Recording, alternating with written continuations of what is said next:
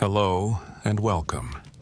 Tonight, we'll drift gently into the dusty, dim-lit saloons of the Wild West, where boots scuffed across wooden floors, lanterns swayed above card tables, and barkeeps poured drinks strong enough to curl your toes.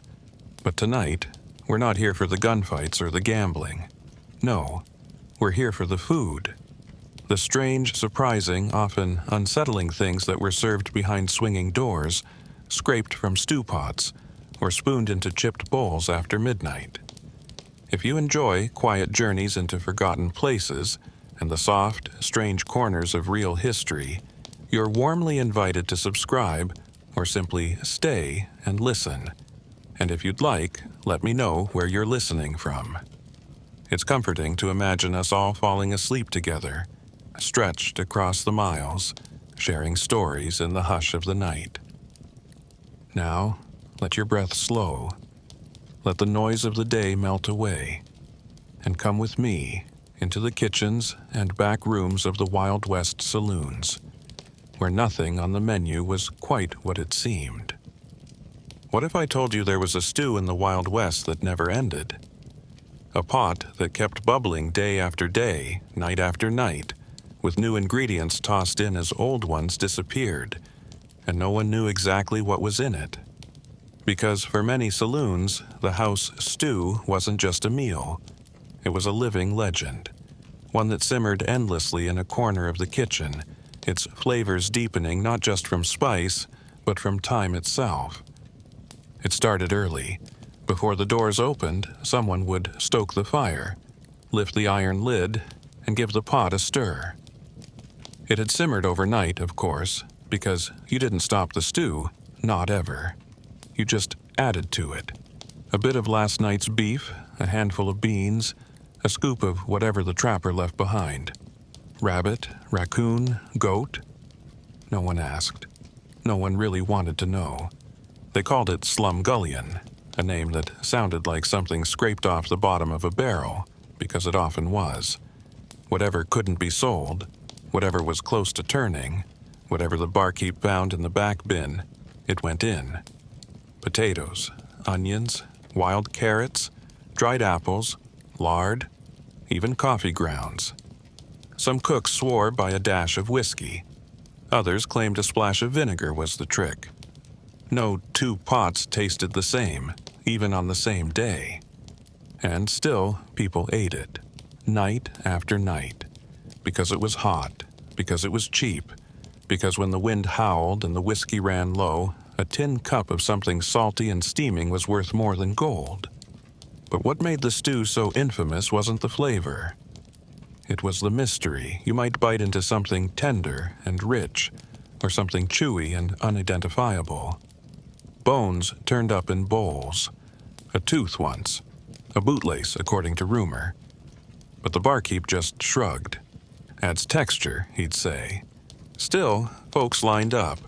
Ranch hands, drifters, miners. All hunched over wooden counters, slurping the same stew that had been cooking since before the war.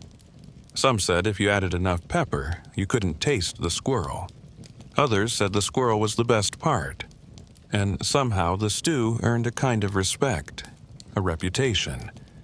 It was the heart of the saloon, bubbling in the back room, feeding the hungry and daring the brave.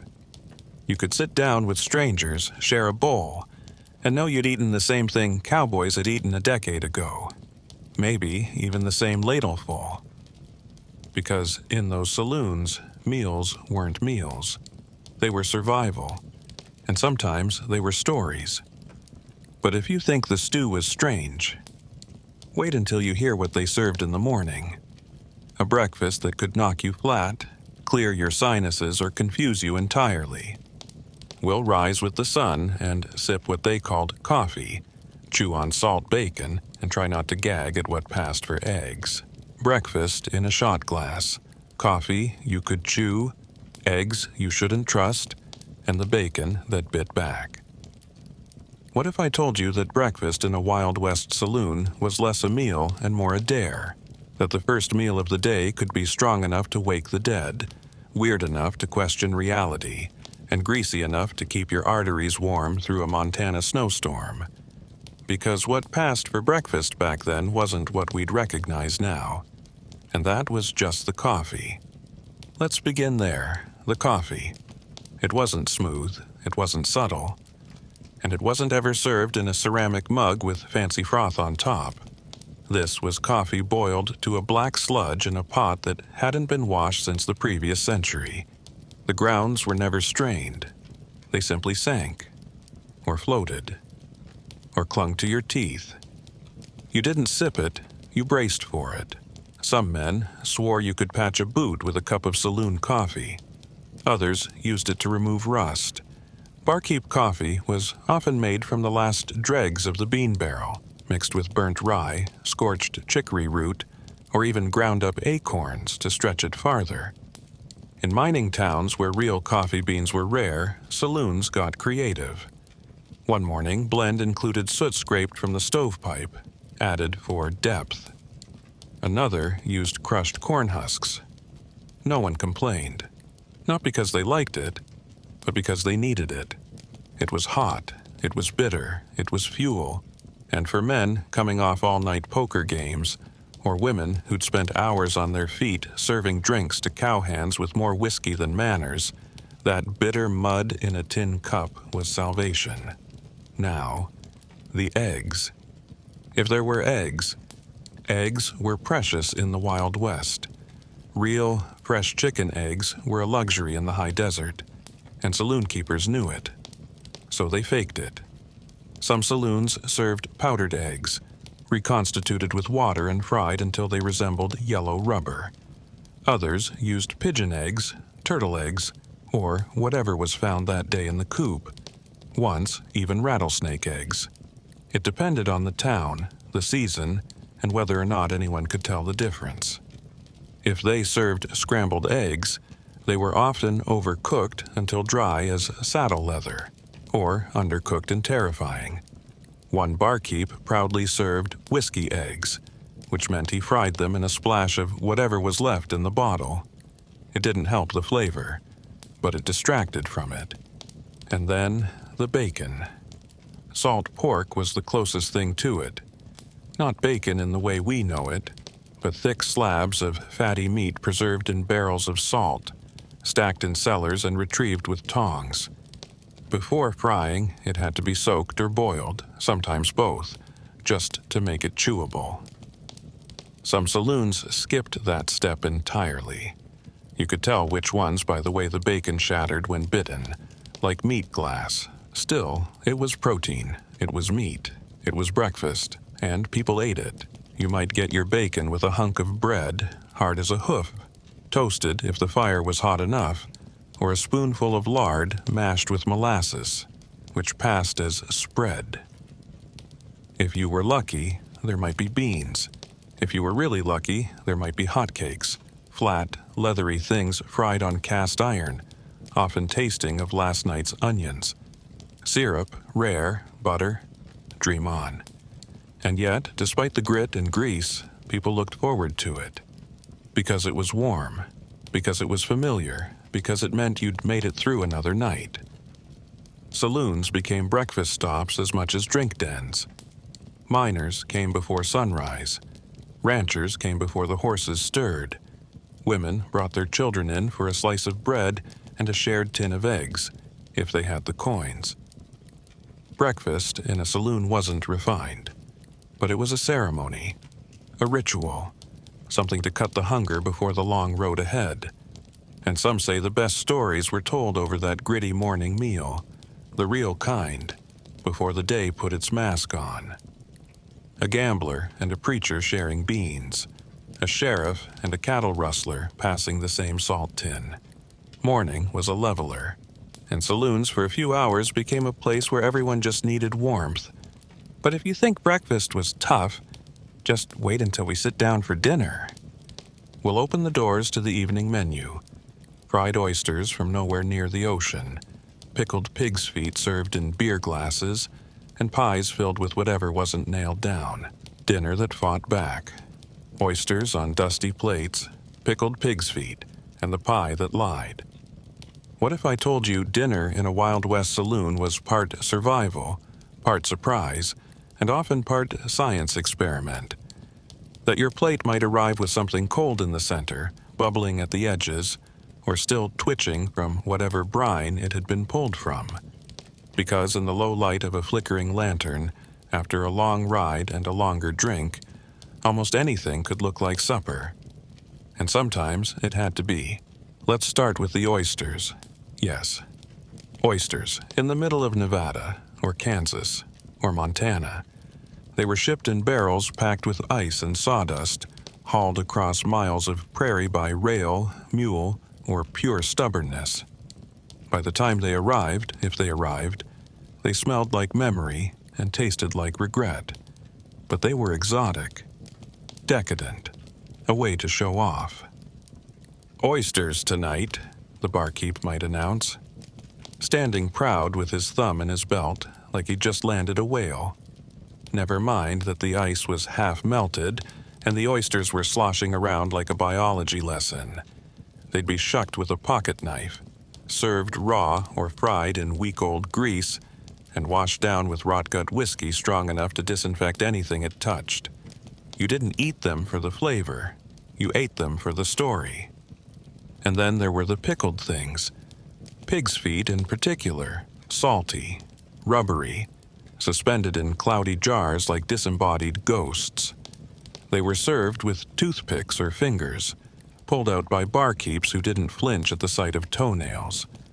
The feet were cheap and lasted forever, which made them perfect saloon fare. "You want meat or vinegar?" was a real question. Sometimes the answer was both. Men with iron stomachs gnawed the joints in silence. Some swore by it. "Good for the bones," they said, or "keeps the gout down." Others just liked the ritual of chewing something tougher than their own boots. The evening menu might also feature whatever was on hand: squirrel stew, cow tongue sandwiches, possum hash, or jackrabbit pie. Ah yes, the pie. Pie in the Wild West was interpretive. You couldn't trust the word on the chalkboard. Apple could mean dried apple bits soaked in whiskey and mashed with biscuit crumbs. Berry could mean gooseberries if you were lucky, or buttons and red ink if you weren't. Some pies were savory, stuffed with stringy meat, black beans, and onions fried until they surrendered. Others were sweet, kind of, if you counted molasses drizzled over old cornmeal. But the crusts were legend. Thick as roofing tile, flaky as the barkeep's promises. One woman famously baked her crust with sand in it, to stretch the flour, she said. The sheriff broke a tooth. He still came back the next night. And if you didn't want pie, well, there was always beans. Always. Beans were the reliable friend of the frontier menu.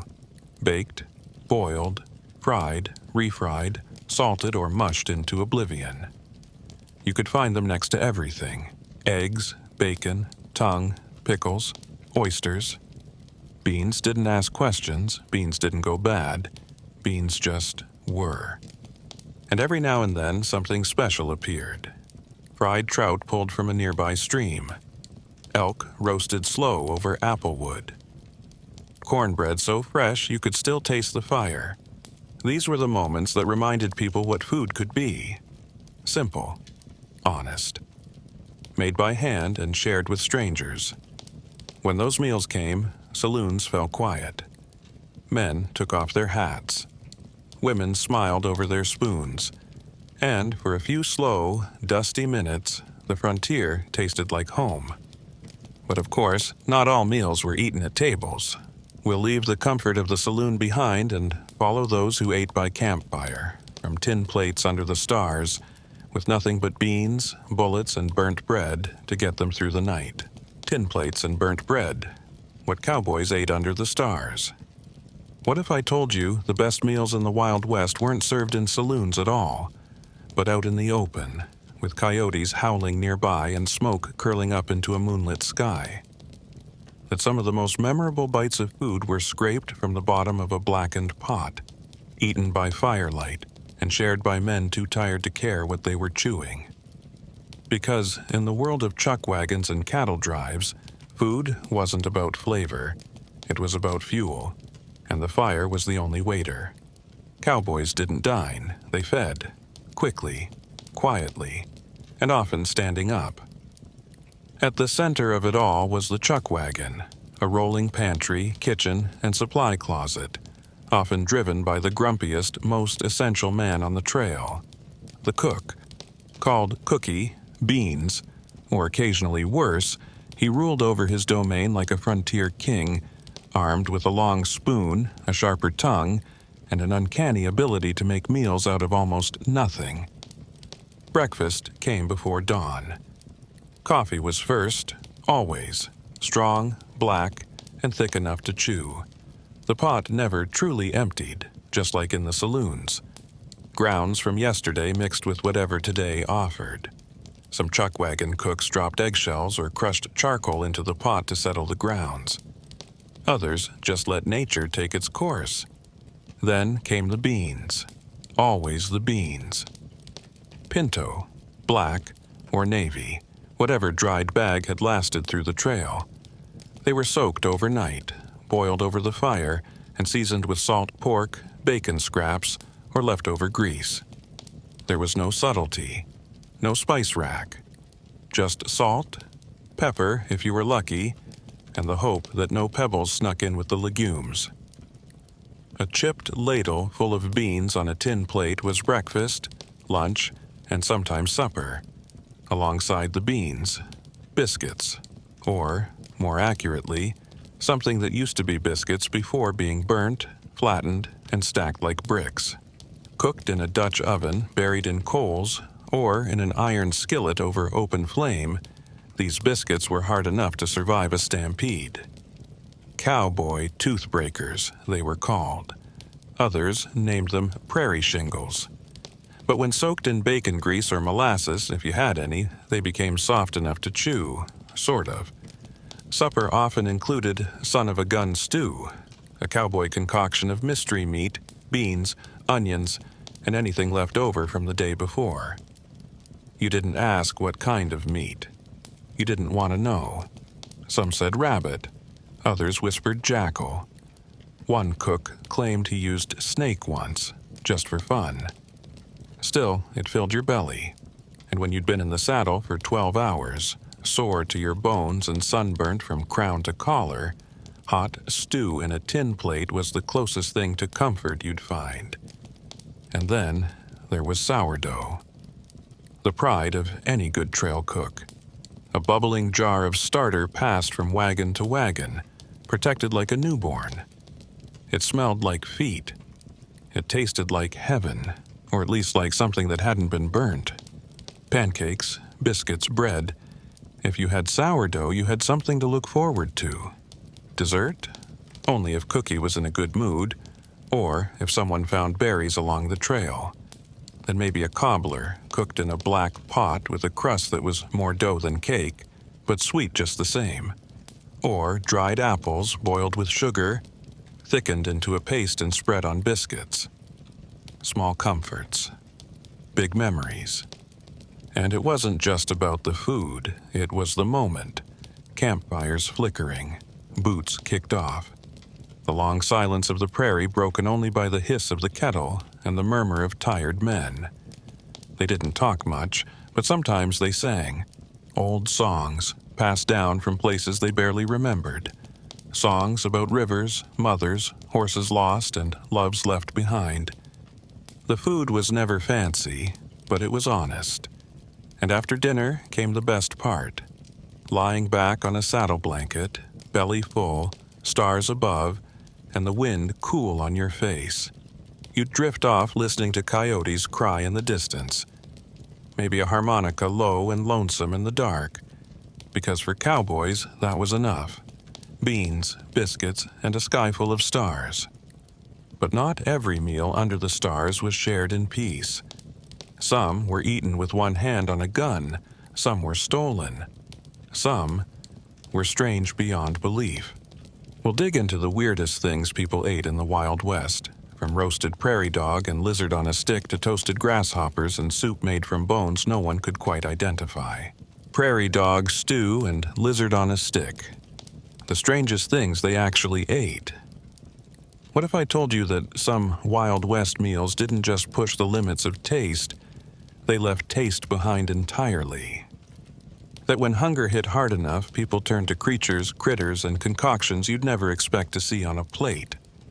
Because when the pantry was empty and the trail long, the frontier made one thing clear. If it moved, it might be food.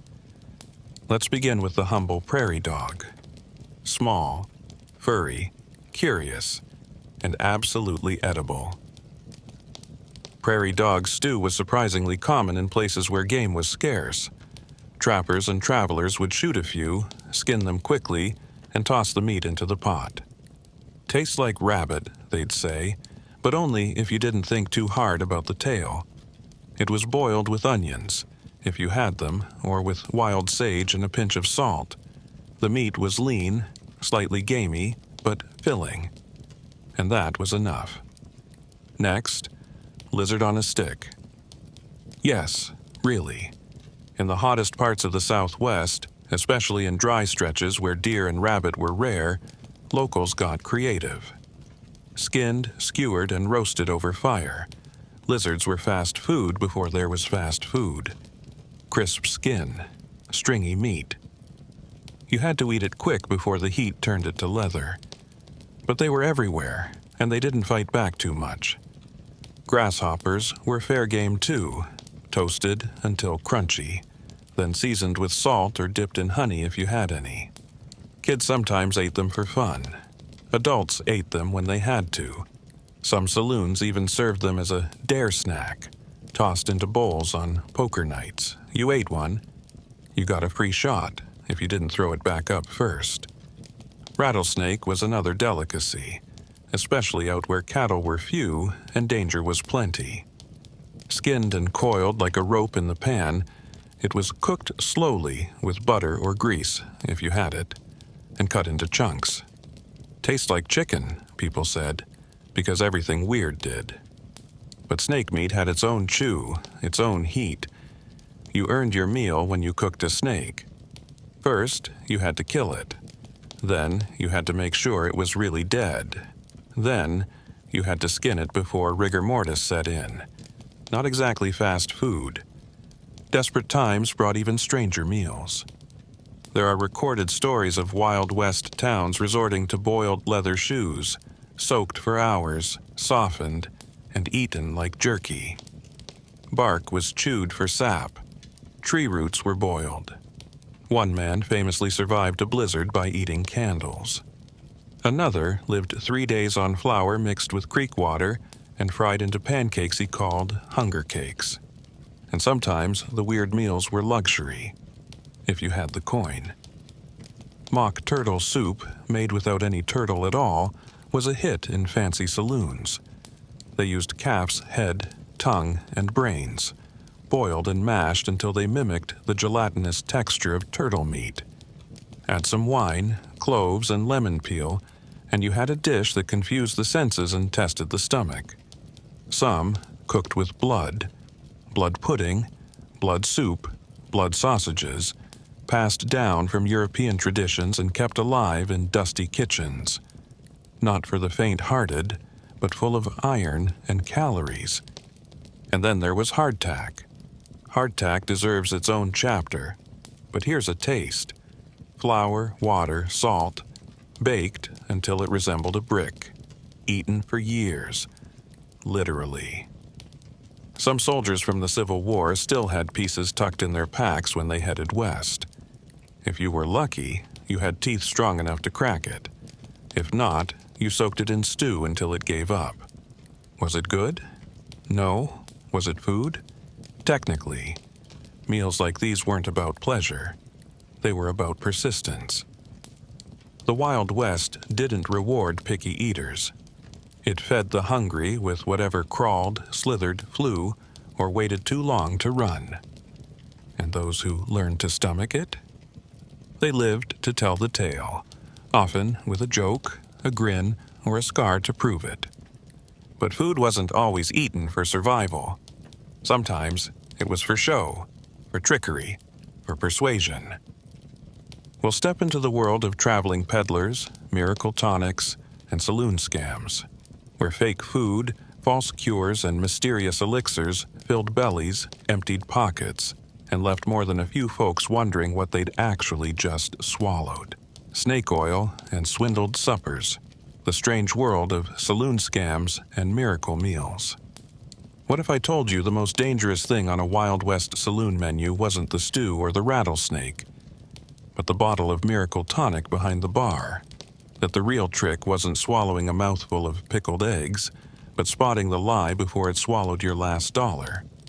Because in the Wild West, food and drink weren't always what they seemed, and saloons, those rowdy, creaky watering holes of laughter and danger, were often a stage for some of the cleverest cons the West ever saw. Picture this. A man walks into a town dusty from travel, coat just a little too clean, voice just a little too polished. He stands tall on a crate outside the saloon and shouts to the crowd, "Gentlemen, ladies, children, and dogs, I bring you the miracle cure of the modern age. One sip and you'll never limp again, never cough again, never cry again. For one shiny coin you can taste the future." Snake oil, they called it.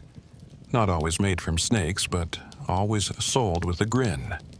Bottled in amber glass, often smelling of turpentine, these tonics were a staple behind many saloon counters. Some were made from castor oil, alcohol, opium, and camphor. Others included cocaine, morphine, chloroform, and even mercury. Yes, mercury. And were guaranteed to cure anything from a bad back to a broken heart. You didn't drink these because they tasted good. You drank them because someone convinced you they could make you whole again. A few drops in your whiskey, a swig straight from the bottle, or a spoonful stirred into your coffee, and suddenly the world blurred just enough for your pain to fade. Temporarily, at least. Saloon owners loved this. It kept customers coming back, and not just for drinks.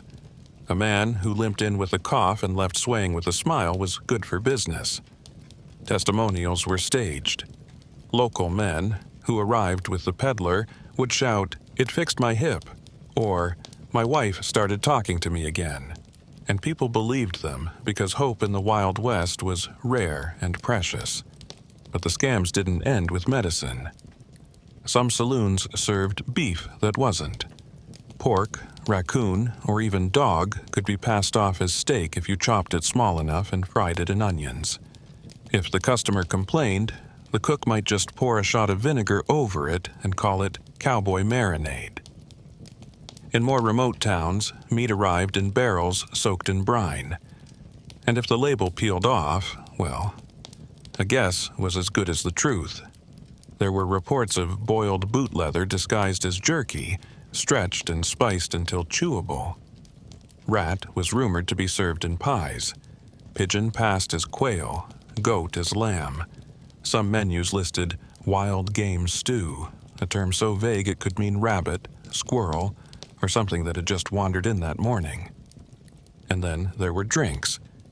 You might think you were ordering whiskey, but the bottle could be filled with wood alcohol, kerosene, or a mix of tobacco juice and molasses.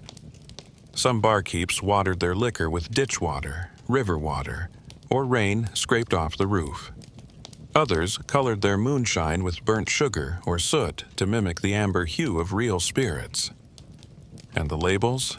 Reused, repurposed, or invented entirely. One famous hoax involved Parisian absinthe, which turned out to be stale gin with green dye and licorice root. It made men hallucinate, but not from the wormwood, from the paint thinner. Even the humble beer wasn't safe. A keg could be half sour before anyone noticed. And if you complained, the barkeep would say, "That's how they like it in St. Louis," even if he'd never been to Missouri. Still, for every scam, there was a crowd ready to fall for it. Because the West was built on risk, on belief, on the roll of the dice, and the glint of a promise too good to ignore. And when the stew was hot, the tonic was strong, and the lies were well told. No one wanted to look too closely. There were even stories of professional eaters, conmen hired to sit in saloons and order the weirdest things on the menu, chewing them with exaggerated delight to encourage others. That blood sausage? Best thing I ever had. You haven't lived until you've had boiled badger tail. Truth? Maybe not. But in the flickering lamplight, with a belly full of rot gut and laughter in the rafters, sometimes the performance was the point. And the barkeeps, oh, the barkeeps knew. They were half performer, half priest. They heard every secret, saw every trick, and decided when to play dumb and when to pour another drink. Some took pity, others leaned into the hustle, but all knew that food and drink were more than nourishment out there. They were theater, because sometimes in the Wild West the only way to swallow the truth was to wash it down with a good lie. But not all meals were served in crowded saloons. Some were whispered over wedding tables, quiet breakfasts between lovers, or hurried bites before someone said goodbye forever. We'll step into the most intimate meals of the Wild West, the food of weddings, funerals, love letters, and last chances, where every bite was a memory and every flavor had a name: love, loss, and leftovers, the most intimate meals of the Wild West. What if I told you the Wild West wasn't all gunfights and gristle? That beneath the grit and smoke and swinging saloon doors were quiet tables, soft words, and meals that meant more than meat and beans ever could. Because not every meal was loud. Not every bite was survival. Some were moments of tenderness, tiny ceremonies that left behind echoes long after the plates were cleared. Let's start with a wedding table. Out on the frontier, weddings were rarely grand, but they were sacred.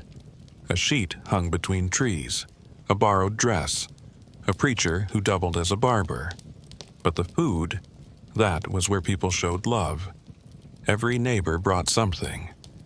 The last jar of peach preserves, a loaf of bread from scratch, a smoked ham saved for just this occasion. There was no menu, only memory. Corn dodgers fried crisp, biscuits smeared with sweet molasses, maybe a pot of greens with ham hock, or stewed apples spiced with cinnamon bark and prairie honey.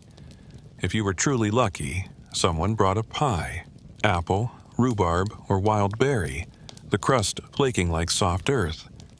And maybe there was cake, dry cornbread baked with a few stolen sugar cubes to make it special. The couple would share a plate.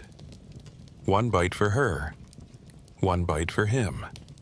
The townsfolk would sing, laugh, and pass tin cups full of cider or watered-down whiskey. And for a little while, the world outside faded.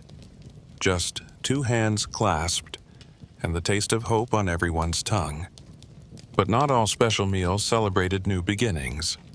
Some marked the end. A funeral meal in the West wasn't always solemn. It was a tradition, a duty. Neighbors arrived bearing heavy dishes, more than anyone could eat, because cooking meant you cared. A slab of cold beef, pickled onions, salt-rising bread, collards with bacon. Everyone ate. Everyone remembered. Stories passed between bites. He once roped a bull with a broken arm. She taught every kid in town to spell their name. And there was always coffee, black and bitter, poured thick into mugs without handles. Drunk slow or quick, depending on the ache. The widowed, the grieving, they often ate little, but the food was there. Waiting, in silence, on chipped plates beside empty chairs, because food said what words couldn't. And then there were the meals shared in love and in secrecy. A fried egg sandwich slipped to a ranch hand before dawn, with fingers lingering just a second too long. A warm biscuit left beside a bunkhouse cot, no note, just a smile drawn in jam. Courting on the frontier wasn't all roses and poems. It was cinnamon, if you could get it. Lard pie crusts that didn't fall apart. A small bottle of blackberry wine poured behind the barn under stars. There are stories of women who baked cornbread for one cowboy and hardtack for the rest. Of a man who rode 50 miles just to bring a jar of honey to the girl who liked it in her tea. Of quiet breakfasts shared before the others woke, soft boiled eggs, a slice of apple, 2 spoons and 1 bowl of oatmeal. And sometimes, meals were goodbyes. The last dinner before a man rode out to war, to danger, to disappear. The final cup of stew before the posse left at dawn. Food didn't have to be fancy to mean something. It just had to be shared. A woman stirring soup slower than needed, just to stay close. A father offering half his biscuit to the son, too nervous to eat. A friend handing over the last pickle from the jar. No words, just a nod. Even criminals, even condemned men, were given a final meal. It wasn't always generous, but it was offered. Because on the edge of everything, food reminded people they were still human, that they were seen, that someone, even a stranger, cared enough to feed them before the light went out. These weren't meals people talked about. They didn't go in recipe books or saloon menus, but they stayed in the memory, in the way a smell could break a heart or warm a spine. Even decades later, old cowboys would tear up at the scent of lard frying in an iron pan. Just like she made, they'd whisper, and they'd be quiet the rest of the day. Because the Wild West wasn't built on bullets. It was built on hunger, and the ways people fed one another through joy, grief, longing, and loss. But there was one kind of hunger that twisted even deeper, the hunger not of the body, but of the soul. We'll explore the spiritual side of Wild West meals, the blessings, superstitions, and secret rituals that turned even the simplest stew into something sacred. Supper and superstition, when food was more than just a meal. What if I told you that in the Wild West, food was never just food? That every spoonful had a shadow, every loaf a legend, and every table a whisper of something deeper. Because beyond the smoke and grit, behind the whiskey breath and rifle clicks, there lived something older, a quiet belief that what you ate, how you ate, and when you ate could change your fate. People on the frontier didn't just bless their meals out of habit. They whispered thanks like they were bargaining with the sky.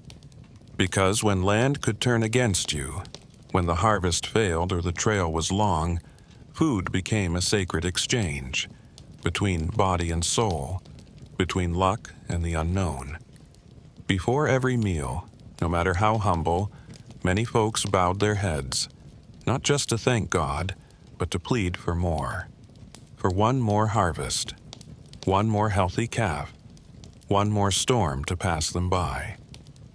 A tin plate of beans and corn dodgers wasn't much, but to someone who'd lost a crop to hail, it might as well have been gold. That gratitude settled over tables like smoke, thick and silent. Some said prayers in Latin, passed down from old country grandparents. Others mumbled words remembered more by rhythm than meaning.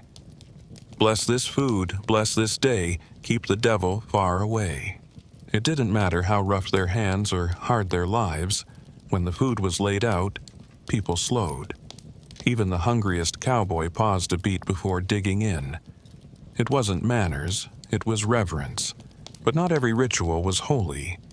Superstition wove itself into every crust of bread and slice of pie. You never cut a pie with a dull knife. It was bad luck for the house. You never passed salt directly hand to hand. Always set it on the table first. Or you'd argue before sundown. Spilling pepper meant a visitor was coming. Breaking bread the wrong way could invite a curse. If a biscuit split perfectly in half without crumbling, it meant good news. If it fell apart in your lap, someone in the family would soon fall ill. These weren't just sayings. They were gospel to many. not because they were logical, but because they gave shape to the chaos of prairie life. In some communities, people tied bits of cloth to trees near their fields, small offerings to ensure a strong harvest. Others buried a coin beneath the doorstep before every big meal, believing it would invite prosperity and keep hunger from returning. The coin was never spent. It was an anchor, a promise, and even if the house burned down, they'd dig it back up and plant it again. Some foods themselves were sacred. Cornbread was more than cornbread. It was a symbol of survival. It had fed people through war, drought, plague, and exile. In some towns, it was considered bad luck to cut cornbread with a knife at all. You tore it, shared it, never divided it like meat, because tearing it kept it whole in spirit, even as you gave it away. Beans were for the poor, yes, but also the blessed. A pot of beans that never emptied meant a home that never lacked. There were stories of women who swore their pot fed 10 mouths a day, even when they only had enough for 2. They called it God's portion. Whether by faith or frugality, it worked. And then there were the ghost plates. Some folks, especially among the older women, would set out an extra plate at dinner, not for guests, for spirits. Maybe it was a child who'd passed the year before, a husband who never came home from the war, a mother long buried back east. That plate wasn't eaten from, but it was always full, a little bread, a ladle of stew, a pinch of salt. So they don't go hungry on the other side, they'd say. Or quietly, so they know we remember. It was part mourning, part hope, and no one questioned it. Even the roughest cowhands tipped their hat at the extra place setting and said nothing. The full moon brought its own food rules. You didn't bake bread on a full moon. It wouldn't rise right. You didn't pour fresh milk on the ground, or you'd offend the spirits. And if you ate meat from an animal killed under a full moon, you'd dream strange dreams. The kind you don't wake up from easy, one old rancher said, staring into a cold cup of coffee. And it wasn't just about what you ate, it was how. Food left unfinished meant something would go unfinished in your life. A meal you refused to share would come back to haunt you, in luck, in love, in health. You never turned away a hungry traveler, not only because it was right, but because it was believed they might be more than they seemed. Angels test you in dusty boots, the saying went. Better feed them just in case. Even the way you stored your food had ritual. Biscuits were wrapped in clean cloth, not just to keep them warm, but to honor the hands that made them. Bread dough was marked with a cross before baking, both to bless it and to help it rise. If a loaf failed, people didn't blame the yeast. They blamed the energy in the room. Arguments spoiled dough. Anger curdled milk. You wanted peace in the kitchen if you wanted your family to eat well. And some foods were saved not for meals, but for meaning. A bit of wedding cake wrapped in paper and hidden in a drawer meant to bring luck when finally eaten months later. A jar of pickled peaches from a child's birthday, opened only on the anniversary of their death. A dried apple tied with ribbon and hung above the hearth, as both ornament and offering. These weren't meals, they were memories, preserved. Food was tied to the land, the weather, the heart. The way the bread rose said something about the week to come. The first taste of the new season's stew told a woman whether her child would stay healthy. The way stew bubbled, fast, slow, angry, could even signal whether a guest would bring good news or bad. These weren't just meals, they were acts of hope, acts of faith, little spells to hold the world together one bite at a time. And in the hush that followed supper, when the fire dimmed and spoons clinked their last echo, people didn't just feel full, they felt held, grounded. Like even out there in the middle of nowhere, something ancient still watched over them. Because to eat in the Wild West wasn't just to feed the body. It was to honor the past, to shield the future, and to whisper to the sky, we are still here. But not all eating happened in safety. Some meals were taken behind locked doors, beneath the floorboards, or while running for your life. We'll sit beside the outcasts and the outlaws, the ones who had to steal or hide their food, whose hunger carried shame, danger, and sometimes freedom, stolen suppers and outlaw appetites, when eating meant risking it all. What if I told you that in the Wild West, hunger could be a crime? That for some, the simple act of eating, finding bread, boiling beans, sneaking a bite of jerky, was something done in shadows, under blankets, or behind the creak of barn doors. Because for every saloon feast and campfire biscuit, there were those who went to bed with an ache in their gut, and those who broke the law just to quiet it. Let's begin with the drifters. They went by many names: hobos, wayfarers, vagrants. Not bandits, not quite, but not trusted either. These were the men who moved from town to town, chasing rumors of work, following the railroad lines and hoping a rancher might need an extra hand. But until they found a job, they were hungry, and hunger doesn't wait politely. They'd slip behind smokehouses and root cellars, pull up radishes from untended gardens, pinch a biscuit cooling on a windowsill if they were fast enough and the dogs didn't bark. Sometimes they asked, a knock at the back door, a tip of the hat, a sheepish smile.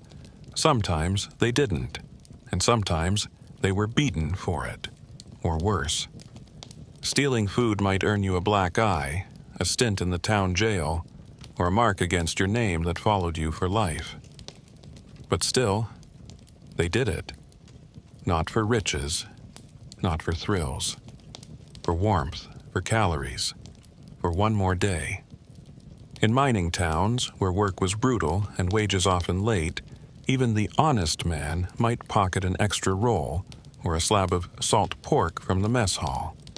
They'd hide it in their shirts, pretend not to chew when the foreman passed. And if they were caught? Maybe just a warning, maybe not. Children, too, learned early how to steal just enough. A crust of bread here, a dried apple there. In the poorer parts of town, they became invisible, darting through alleyways, slipping behind barrels, vanishing before the grown-ups could shout. They're just hungry, some would say. They're trouble, others insisted. And then there were the outlaws, not the ones with $10 bounties and dusty hats, but the ones forced outside the lines of society because of who they were. Women without husbands, immigrants without English, freedmen in towns that still clung to old hatred. These were the folks who couldn't get a table at the saloon or a ration at the church kitchen. So they cooked for each other, quietly, secretly. Behind the brothel, a pot of stew shared among the girls and the boy who swept the floors. Behind the stable, a skillet of cornmeal fried over horse dung and driftwood, stirred by hands calloused from rejection. These meals weren't stolen, they were reclaimed, as if to say, we may not be welcome, but we're still here. We're still eating. Some outlaws, the famous kind, lived in lean-tos and mountain hideouts, surviving on beans, jerky, and whatever game they could shoot. Their food wasn't grand. It was gritty. Stringy rabbit meat cooked over pine. Squirrel roasted whole, fur singed off. Berries scavenged with stained fingers and silent prayer. They drank from creeks, slept on leaves, and cooked over stolen firewood, always listening for hoofbeats behind them. There are stories of Jesse James' gang stopping to cook a meal in the middle of a robbery, looting a homestead, then sitting at the family table to eat the food already set out. They didn't rush. They didn't speak. They simply ate, then left. A warning in the air like smoke, and in the deepest parts of winter, food was more than survival. It was a choice between cold and crime. Some stole from train cars, loaves, sacks of flour, barrels of beans marked for wealthy families back east. Some raided military stores risking bullets for biscuits. They weren't proud of it, but they were alive because of it. Then there were the meals smuggled into jails. A mother sliding bread through iron bars hidden beneath her shawl, a sweetheart tucking apples into a basket of laundry, a child passing beef jerky through the fence to a father who'd rustled cattle but never hurt a soul. These meals were quiet rebellions, tiny acts of love. And sometimes they were the only nourishment a prisoner received. And what of the truly desperate? The ones who ate weeds, roots, and insects, who boiled cloth to make broth, who crushed bones to suck the marrow long after the meat was gone. They existed, often forgotten, often buried without names. But they were the true faces of frontier hunger, and still, they fed each other. A widow with no coin sharing half her onion, a blind man offering his last slice of bread to a stray dog, a starving miner giving his final biscuit to a child with dust on his cheeks and no name on his lips. Because in the Wild West, hunger wasn't just something you felt. It was something you wore, something you shared, something you fought, quietly, fiercely, and often alone. But even in the darkest hunger, even in the loneliest outlaw camp or the coldest barn loft, there remained a ritual. A pause, a bite, a breath, the moment before eating that reminded you, I'm still here, I still exist, I still belong to something. And sometimes, the outlaw, the drifter, the thief, they found kindness. A warm plate offered with no questions. A meal passed through the back door with a wink. A stranger who said, sit, eat. No one should go hungry tonight. Because even on the roughest edge of the frontier, there were those who believed that feeding the hungry, even the outlawed, even the condemned, was sacred. But what happened when hunger met faith? When meals weren't just stolen or earned, but shared around sacred fires and inside dusty wooden chapels? We'll sit beside priests, preachers, and medicine men to explore how the people of the Wild West fed their souls, their tribes, and their beliefs through food, prayer, and quiet sacrifice, communion and cornmeal, feeding the spirit in the Wild West. What if I told you that food in the Wild West was more than hunger, more than habit? That sometimes it was the last thing holding a soul together? That in tiny churches, smoky tents, and sacred circles, meals weren't just eaten. They were prayed over, wept into, and lifted skyward like offerings. Because on the edge of survival, people didn't just crave warmth, they craved meaning. And so they turned to food not only for strength, but for salvation. Let's begin with the churches. Little wooden ones built by hand, plank by plank, rising up from dust like miracles. Inside, the air smelled of pine resin, candle wax, and sometimes stew. Because after the preaching came the eating, and often that's why folks stayed. Potlucks weren't social events. They were lifelines. A place to gather, to remember, to forgive. Tables would sag under the weight of what little people had. A pot of beans, a tin of biscuits, corn pudding, a jug of buttermilk, sometimes fried chicken if someone had managed to spare a bird. No one judged who brought what. One widow might only bring lard pie. A miner might show up empty-handed and leave with full pockets of cornbread wrapped in cloth. That was the gospel. No one left hungry. Not on Sundays. And then there was communion. Grape juice was rare, wine even rarer, so they used what they had. Water with a splash of blackberry jam, apple cider sweetened with honey, biscuits torn small, dry as dust, but passed gently from hand to hand like relics. Some preachers read from Bibles missing pages. Others simply closed their eyes and spoke from memory. But when that broken bread touched your tongue, it didn't matter how far you'd come or how broken you were. For that moment, you belonged. Communion in the Wild West wasn't about ceremony. It was about survival. The souls, not just the bodies. It was one of the few moments in a week when people stopped pretending to be tougher than they were. But not all sacred meals came from churches. On the plains and deserts, in pueblos and lodges, the first people of the land had their own food rituals.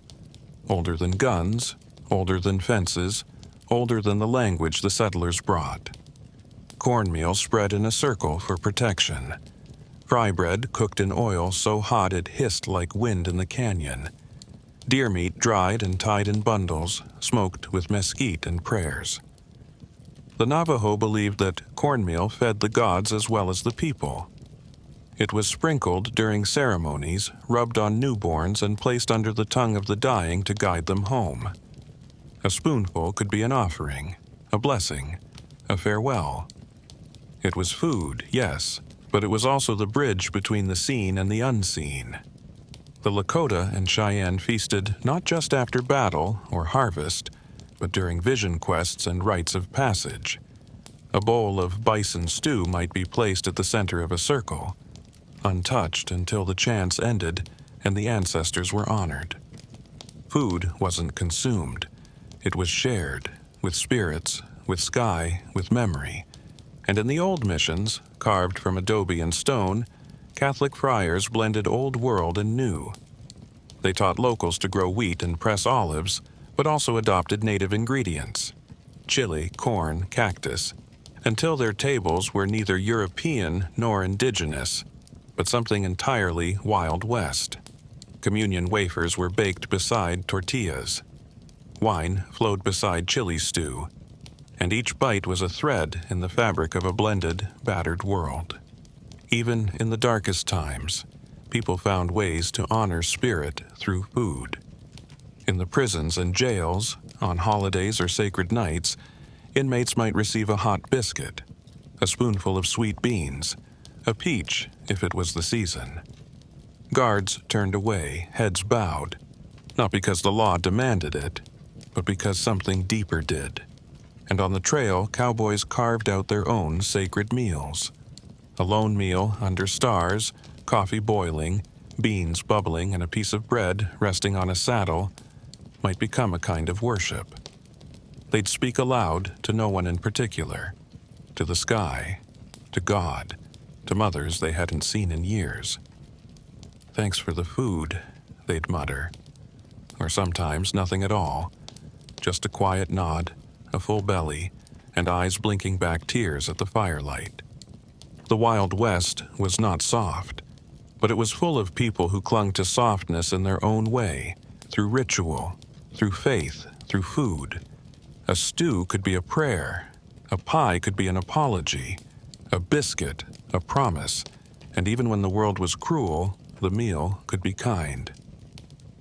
There are stories of dying men who asked for just one last spoonful of stew, not to fill them, but to remind them of mothers, of harvests, of simpler days in kitchens lit by lanterns and laughter. That taste, they said, was the only thing strong enough to pull them home. And when children were born, women placed warm cornbread near their beds.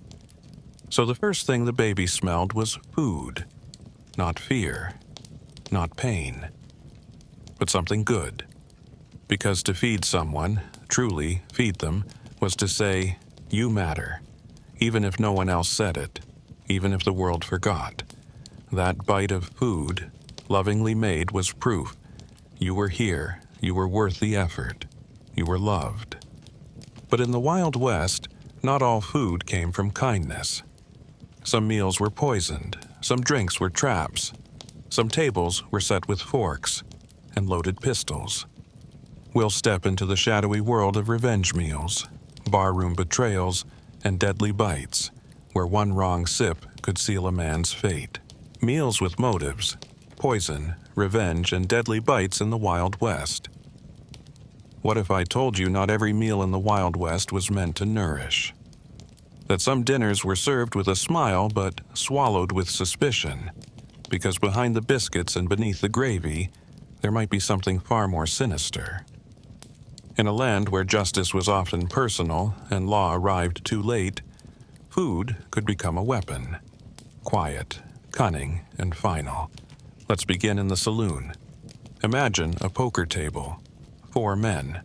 Sweat on their brows. Whiskey in their blood. One man's luck is too good.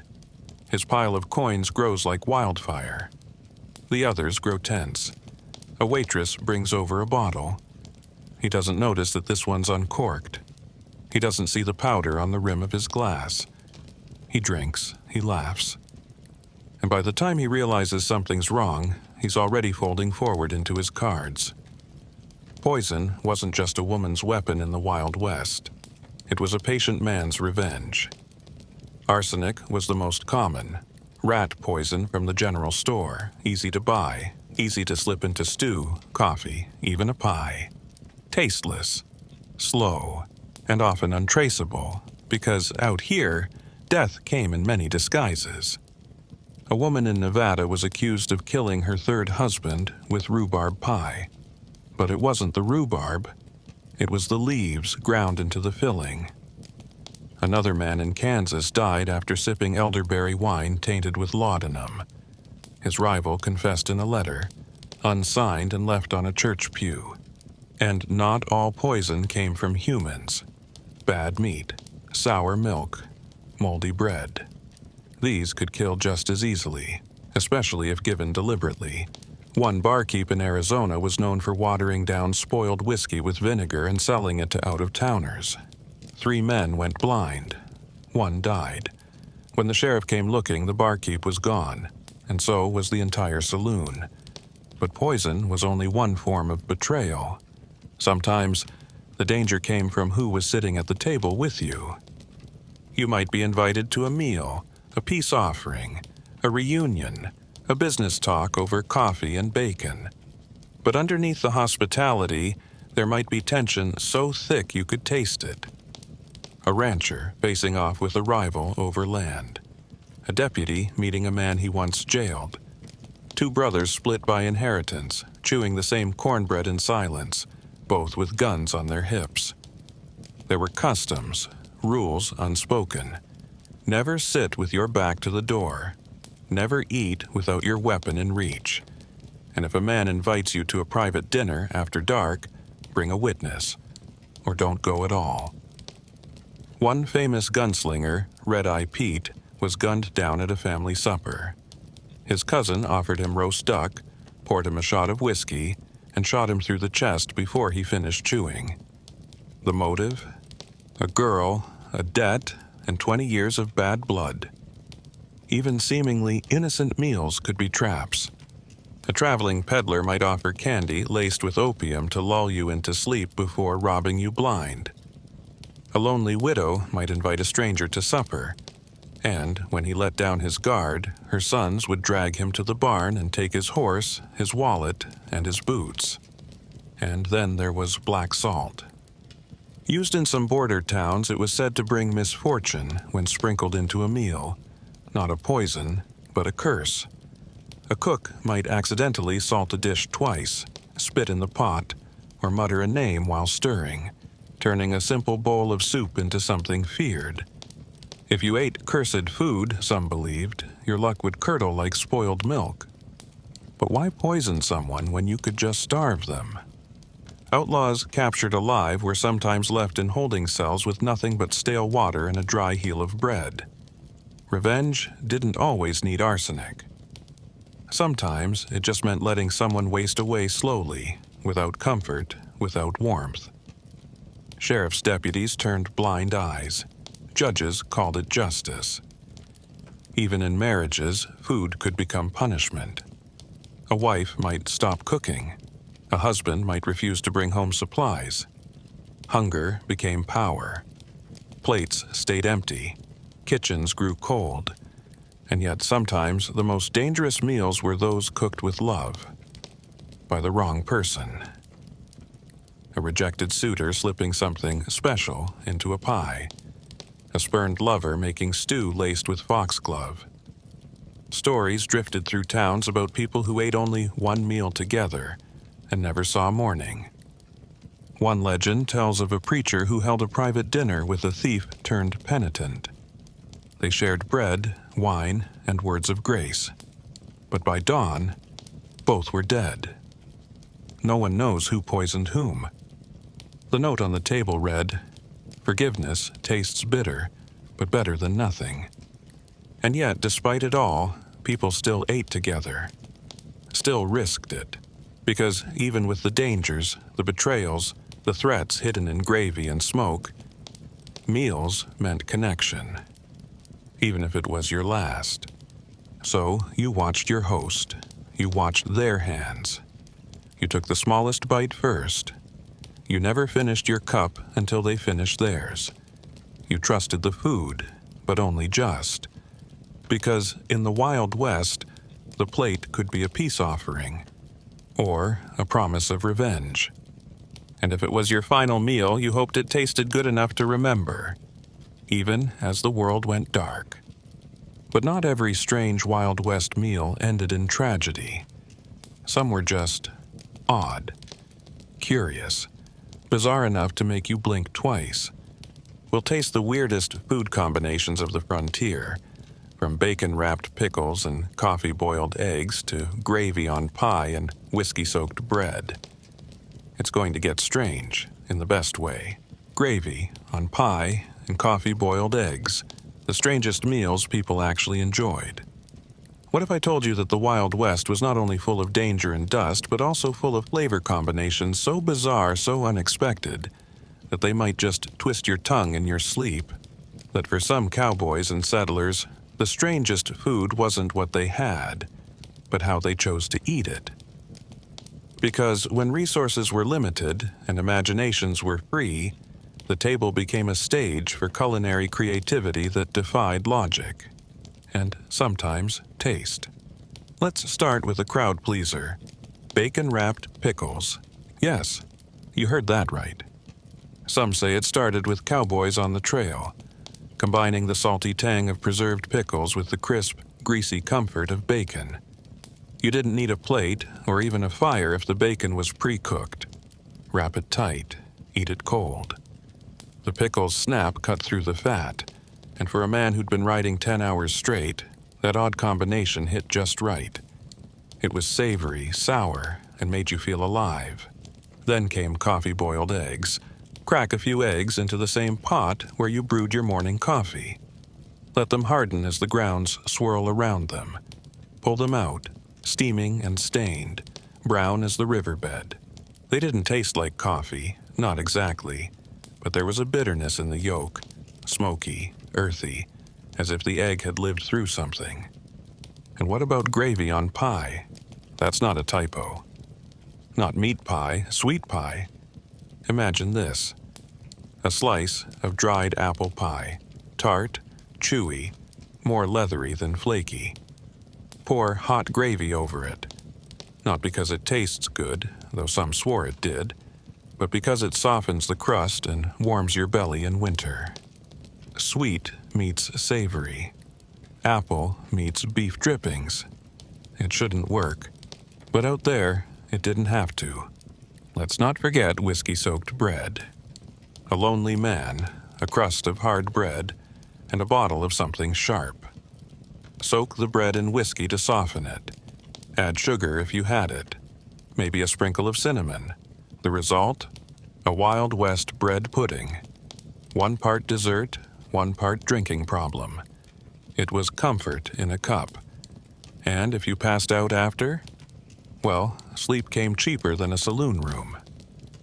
Some pioneers created their own frontier fusion cuisine, blending immigrant traditions with survival instincts. German settlers in Texas were known to eat sauerkraut pancakes. Yes, fermented cabbage folded into batter and fried like flapjacks. Served with hot mustard, it was tangy, crisp, and as they said, better than bread when you've run out of flour. Then came squirrel fat tea. Not really tea, not even close. Boil squirrel scraps, bones, fat, whatever meat clung to the edges, and drink the hot broth like a tonic. Add salt if you had it. Add courage if you didn't. Some claimed it cured chills. Others said it was the only thing left when stew wasn't an option. Either way, it left your lips slick and your stomach grateful. For the boldest among them, spicy honeyed onions. Take raw onions, slice them thin, drizzle them with honey, add crushed red pepper or cayenne if you had a connection to New Orleans.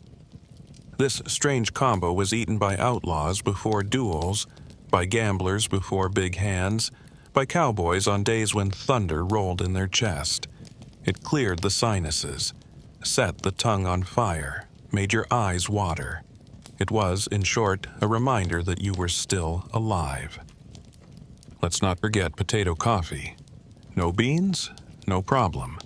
Dry and roast thin slices of potato skin over the fire until black and brittle. Crush them, boil them, strain through a sock. Drink with grim determination. Was it good? No, but it was hot, dark, and gave the illusion of morning when real coffee ran out 2 weeks ago. And then came the Camp Surprise, a cowboy classic. The name changed from state to state, but the contents were always the same. Whatever was left. A dollop of beans, a slice of salted pork, a chopped onion, a bit of jerky, half a biscuit crumbled in, maybe some dried fruit for sweetness. Boil it all together and serve with a spoon. It tasted different every time. Sometimes terrible, sometimes magical, always edible. Children had their own strange favorites. Cold lard smeared on cornbread like butter. Sugar sandwiches. White bread with a thick layer of raw sugar between 2 slices. Dried apple jerky, where the fruit was left in the sun until it crunched like candy. Some even chewed raw pasta sticks, bought from the store in town. Hard, flavorless, but crunchy and fun. In mining towns, men poured vinegar on everything, eggs, potatoes, even beans. Why?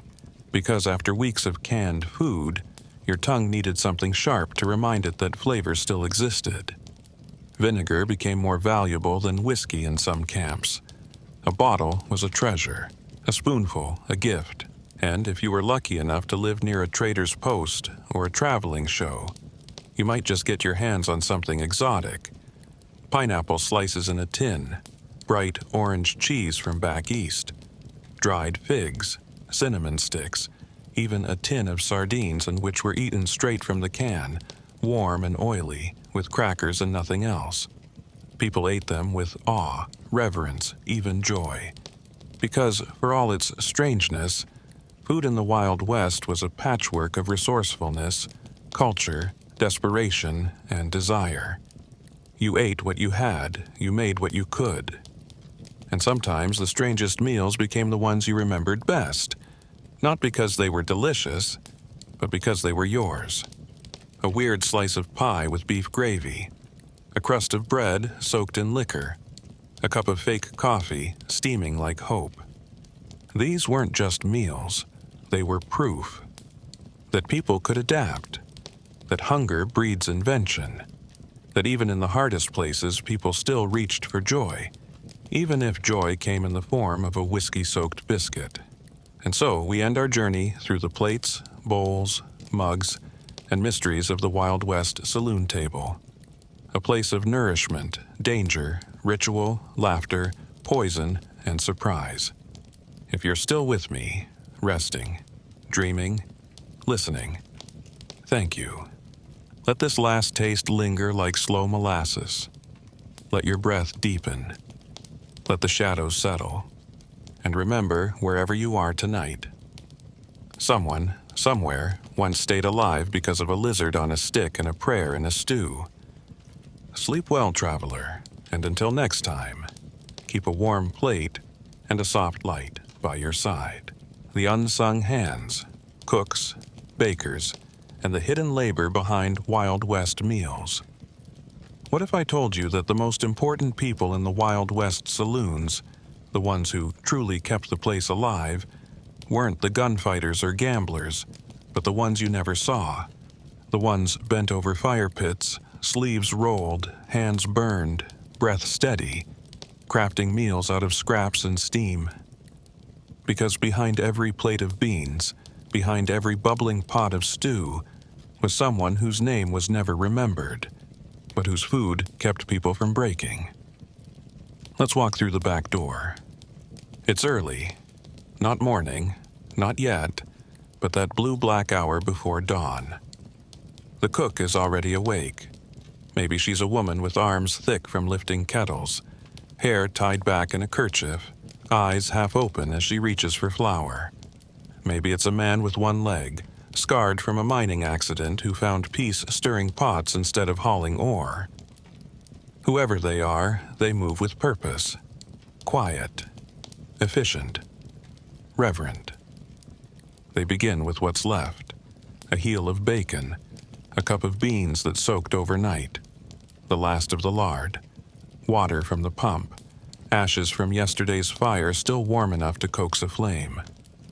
There is no recipe, only instinct, only hands that know how long to stir, how far to stretch, how much salt can hide the taste of age. The biscuits go in first, dough pressed by palm, not cutter. No time for circles. These are rough biscuits, baked on hot stones or in iron pans blackened by years. The bacon hisses soon after, and the beans bubble slow. One cook, maybe two. No talking, just the sound of morning food becoming a miracle. And as the first boots hit the saloon floor, that smell of grease and flour and something warm and real, it drifts into the lungs of men who haven't eaten since sundown, and suddenly the day doesn't feel so long. But the cook stays in the back. She doesn't pour the coffee. He doesn't get thanked. They work while the others laugh and fight and flirt over their plates.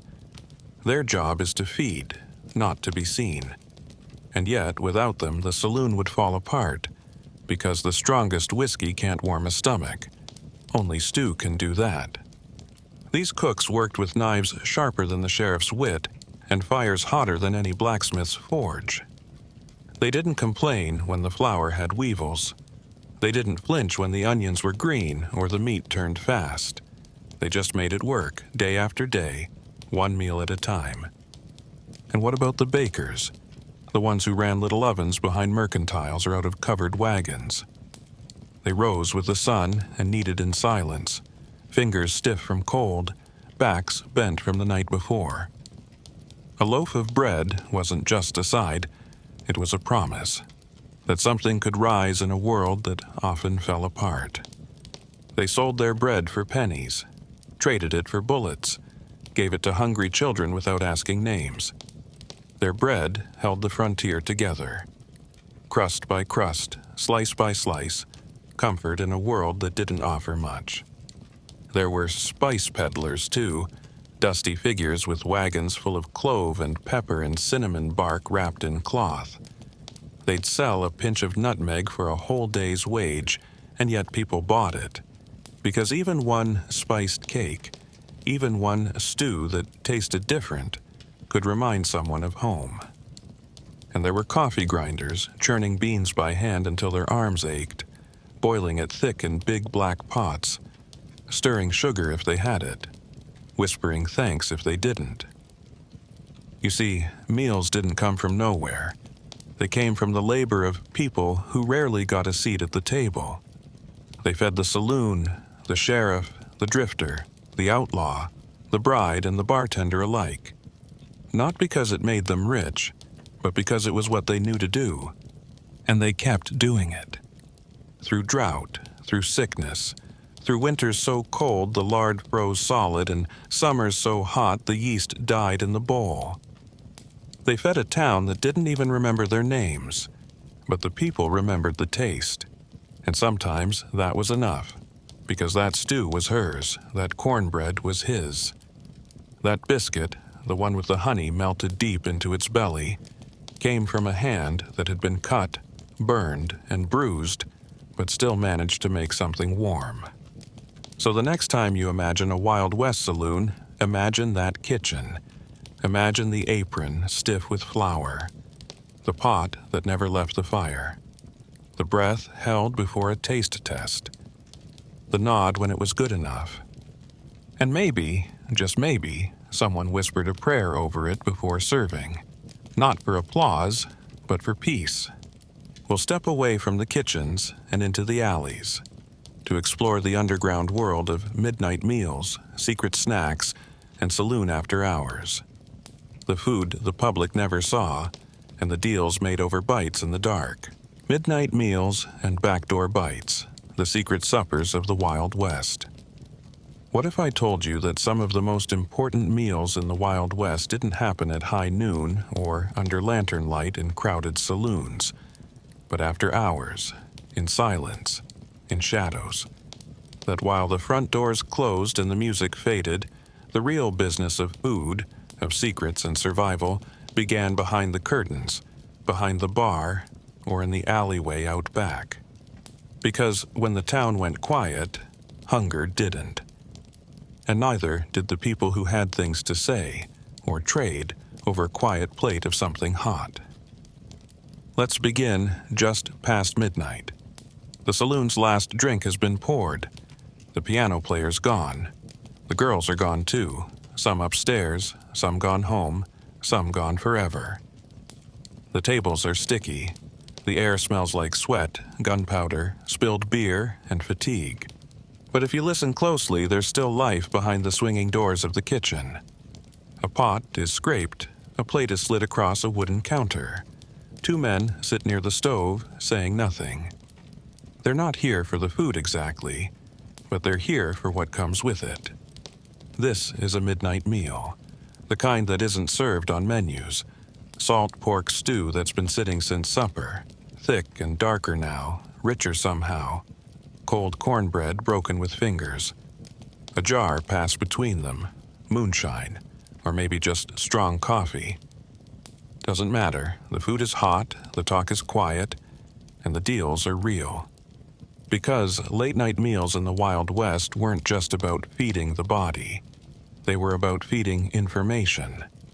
A deputy might share a plate of beans with a known smuggler, listening for whispers about a shipment due to arrive. A rancher might sneak behind the brothel to eat with a rival's cook, trading gossip, learning which cattle were sick, which herds might go up for auction. A meal shared in silence could change the course of a town. Sometimes it was lovers meeting where no one could see. A barkeep and a drifter, a married man and a widow. They'd meet at the back stairs, hands trembling, passing a biscuit or a wrapped slice of pie. Nothing was said, but everything was understood. Food became the excuse. The real hunger wasn't in the belly. Other times, it was desperation that drove the moment. A girl who cleaned the floors might sneak leftover bacon to her brother waiting in the alley. A boy from the mines might trade his last coin for a cup of stew scraped from the pot's edge. No one spoke. The cook looked the other way. The hunger wasn't polite, but it was honest. And in a place where names didn't matter, kindness became currency. There were known codes for midnight food. If a biscuit was placed in the window, it meant you were welcome to come around back. If the stovepipe smoked after midnight, it meant the cook was still up and willing to feed whoever knocked twice. Sometimes people left payment in odd ways. A cleaned pistol, a handful of tobacco, a coin wrapped in fabric marked with a thumbprint instead of initials. And it wasn't just food sometimes. Medicine men from nearby camps might trade herbs or salves for a cup of warm milk. They'd sip slow, speak slower, and offer advice that the doctor in town wouldn't give. A woman with a swollen ankle, a man coughing blood, a cook with burned hands, all fixed over bites and sips under starlight and secrecy. There were stories, too, of a ghost who appeared only when stew was left overnight. A thin boy with pale eyes who sat silently and ate and was gone by dawn. Of an old soldier who traded war tales for biscuits. And a woman who served soup to a killer, knowing exactly who he was, and never said a word.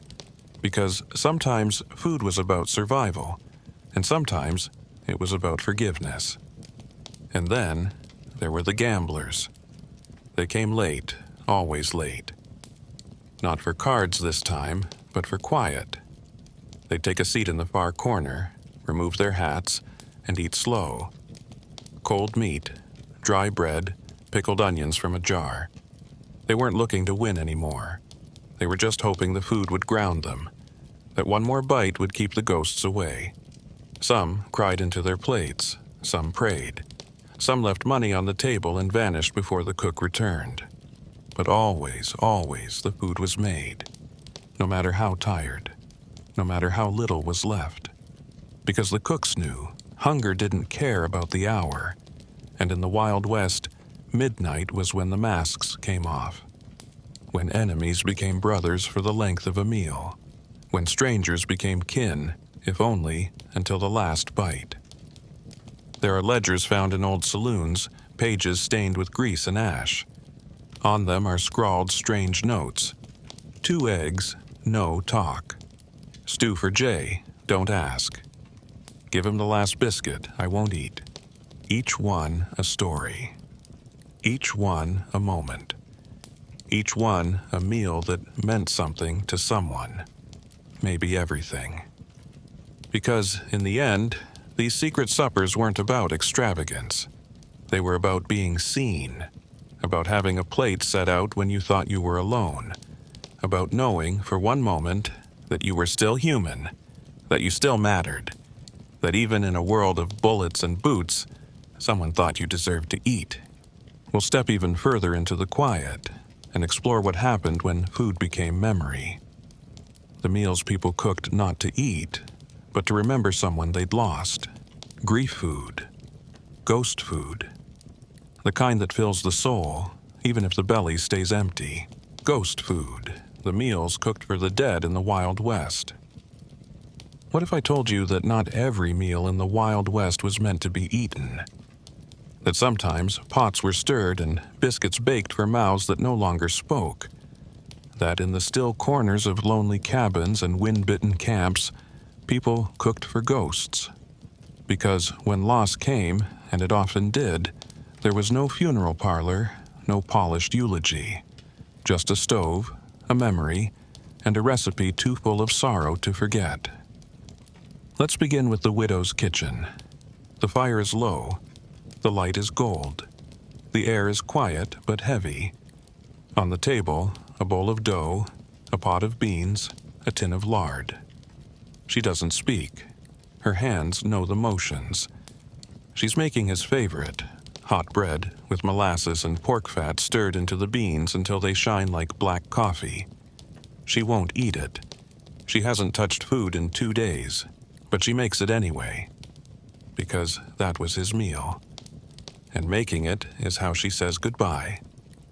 Sometimes she sets a plate across from her. Sometimes she doesn't. But the scent fills the cabin, and for a moment she swears she hears his boots again, the slow creak of the door, the cough, the laugh. The meal isn't for her.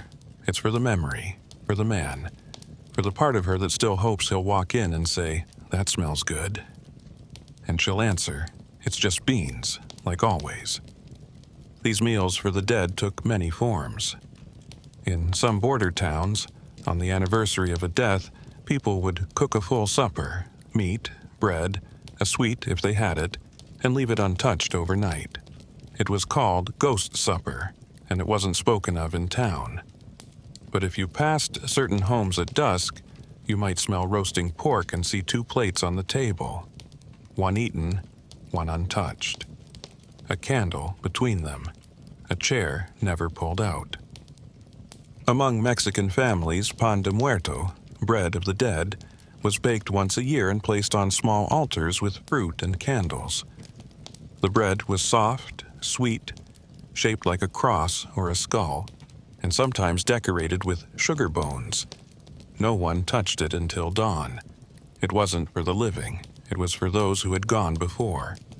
In native communities, especially among the Apache and Pueblo, the spirit of the dead was fed not with full meals, but with smokes, cornmeal, pinches of meat burned in fire and lifted with prayer.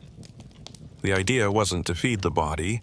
but to nourish the soul, to send the scent skyward like a letter to another world. And there were cowboys, too, quiet men who, on the anniversary of a fallen friend's death, would cook 2 steaks on a skillet, pour 2 cups of coffee, and eat 1 of each. The second plate they left on a rock, on a tree stump, or on the edge of their bedroll. They didn't cry, they didn't speak, but they always cleaned the second fork, wiped it with a cloth, and packed it away just like the one they used. Because the ritual mattered. Because remembrance was survival.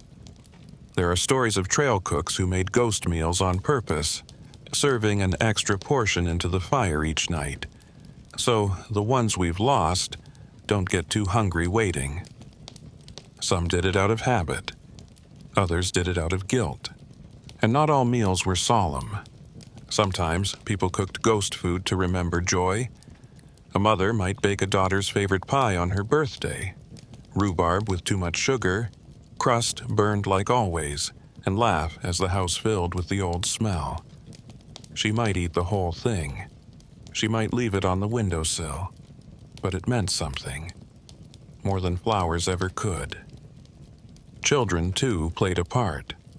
If they lost a sibling, they'd often sneak outside and leave a biscuit or apple slice in the grass.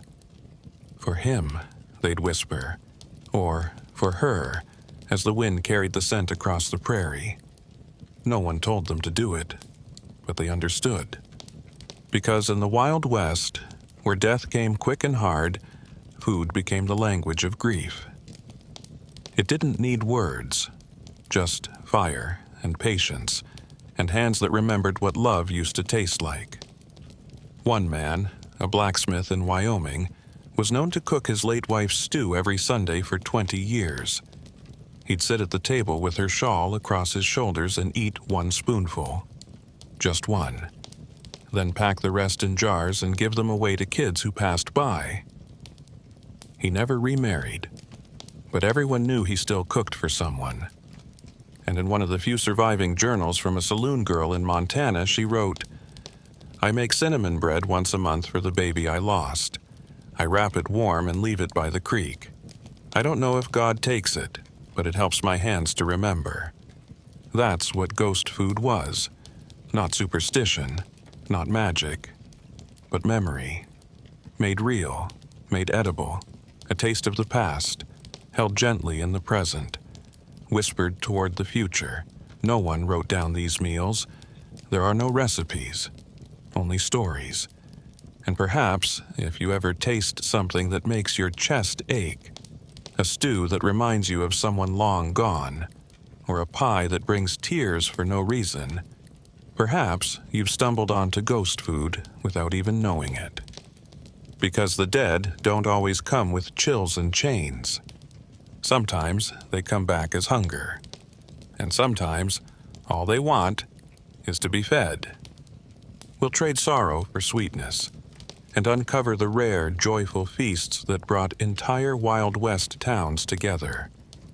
Celebrations where the tables groaned, the cakes were stacked high, and music danced in the steam rising from roast meats and fried dough. The times when food didn't just heal, it sang. When the table sang. Joyful feasts and celebrations of the Wild West. What if I told you the Wild West wasn't all grit and grief? That sometimes it burst open with joy? That in between the gunshots and the hunger, whole towns gathered not to mourn, but to celebrate. With tables so full they bowed, with laughter so loud it echoed off canyon walls, and with meals so rich in love they fed more than the body. Because when the harvest came in, when the wedding bells rang, or when a long-lost son came home from the trail, people cooked like the world was good. Let's begin at the heart of a frontier town. It's the end of summer. The sun sets slow, lazy over golden wheat. The final sheaves are stacked. The grain is safe. The people, worn, dusty, sunburnt, step from their fields and into the square, and something shifts. Laughter rises, music starts, and someone, somewhere, is already pulling loaves from the fire. This is a harvest feast, the kind that made even the weariest feel wealthy. Corn roasted in husks until the edges char. Potatoes baked in coals, then split open and flooded with butter. Beans stewed with bacon and molasses until they turned sweet. And meat, sometimes deer, sometimes pork, sometimes even bear, slow cooked in dugout pits until it falls apart with a sigh. Women bring pies stacked in baskets, apple, peach, cherry, and sometimes mincemeat, dark, strange, but beloved. Children carry jugs of cider. Old men stir pots with arms that remember better days. There's no head chef, no recipe, no invitation. You show up. You bring what you can. You eat until you can't. And it isn't quiet. Fiddles scream. Boots stomp. Firelight flickers in wide, grinning mouths. Someone sings, off-key but proud. Someone else kisses someone they've loved in secret all summer. And over all of it, the smell of fried dough rolls like a blessing. Funnel cakes, twisted crullers, sugar-dusted beignets. Not fancy, but sweet. And when sugar was rare, sweetness meant love. There were wedding feasts, too. Simpler, smaller, but no less powerful. A young couple stands under a tree, hands clasped, eyes wide. They've got nothing but each other and maybe a mule, maybe not even that. But tonight, they'll eat. The bride's aunt makes a stew that simmers 6 hours. The groom's cousin bakes bread so soft it makes the preacher weep. Someone roasts chicken. Someone else finds apples, bruised, yes, but still good, and boils them into something that smells like hope. And there's dancing. Not just the young ones. Everyone. Even the grannies with aching knees. Even the men who swore they didn't know how. Because out here, a wedding feast wasn't just for the couple. It was for everyone who needed to believe in beginnings again. There were holiday meals too, though holidays weren't always on time. Christmas might come a week late if the snow trapped the wagons. Thanksgiving might be declared because someone caught 2 turkeys in one day. But the food, the food, it mattered. Sweet potatoes mashed with sorghum syrup, hams glazed with mustard and vinegar, wild greens, biscuits so flaky they split with a sigh. If someone found chocolate, it went into a cake that disappeared before it cooled. Even the 4th of July, deep in cattle country, had its feast. Barrels of beer rolled out. Sausages snapped on grills. Kids ran with strips of beef jerky like flags. Pies cooled on windowsills. And men who hadn't smiled in months lit fireworks with the grins of boys. No one fought that night. No one lied. No one went hungry. And then there were the homecomings. A soldier returns. A drifter rides back after years gone. A miner emerges from weeks underground. They don't expect it, but it happens. A chair pulled out, a plate made, a bowl filled with the same soup their mother used to make. And suddenly the hardness in their eyes softens. Their shoulders drop. They breathe again.